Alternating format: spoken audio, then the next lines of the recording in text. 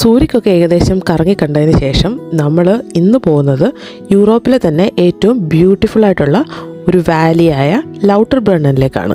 ഈ സ്വിറ്റ്സർലാൻഡിൽ റോഡുകളല്ല, ടണലുകളാണ് ഏറ്റവും കൂടുതൽ. ലോകത്തിലെ ഏറ്റവും കൂടുതൽ ടണലുകളും ലോങ്ങസ്റ്റ് ടണലുള്ളതും ഇവിടെ തന്നെയാണ്.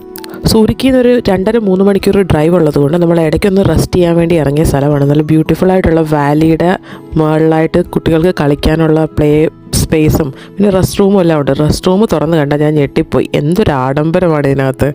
അങ്ങനെ ഇറങ്ങി റെസ്റ്റ് എടുത്തതിന് ശേഷം നമ്മൾ വീണ്ടും യാത്ര തുടരുകയാണ്. ഇതൊരു മൗണ്ടൻ്റെ മണ്ടയിലേക്കാണ് കയറി പോകുന്നത്. നിങ്ങൾക്ക് ഇതിനകത്ത് നോക്കിയാൽ കാണാം 3 ഡിഫറൻറ്റ് മലനിരകളും 72 വാട്ടർഫോൾസുമുള്ള ഒരു ബ്യൂട്ടിഫുൾ വാലിയിലേക്കാണ് നമ്മളിപ്പോൾ പോകുന്നത്. കണ്ടല്ലേ, ഇപ്പോഴേ കാണാം വാട്ടർഫോൾ. അപ്പോൾ നമ്മൾ കാറിലാണല്ലോ പോകുന്നത്. കാറ് നമ്മൾ അവിടെയുള്ള ഒരു പള്ളിയുടെ ബാക്കിലാണ് പാർക്ക് ചെയ്തത്. ഈ വില്ലേജ് നടന്നു കാണാൻ താല്പര്യം ഇല്ലാത്തവർക്ക് കാറിൽ തന്നെ ഇരുന്ന് കണ്ടുപോകാം കേട്ടോ. അങ്ങനെ കാർ പാർക്കിൽ നിന്ന് നമ്മൾ ആദ്യം സ്റ്റൗബക്ക് വാട്ടർഫോൾസിലേക്കാണ് പോയത്. ഇത് 297 മീറ്റേഴ്സ് നീളമുള്ള ഹയസ്റ്റ് ഫ്രീ ഫോളിംഗ് വാട്ടർഫോൾ ആണ് സ്വിറ്റ്സർലൻഡിലെ. ഇതിൻ്റെ അടുത്ത് പോയി കാണാം, പക്ഷേ അൺഫോർച്ചുനേറ്റ്ലി നമുക്ക് അന്ന് പോയി കാണാൻ പറ്റിയില്ല. അത് ക്ലോസ്ഡ് ആയിരുന്നു അങ്ങോട്ട് ഹൈക്കിംഗ് ഏരിയ.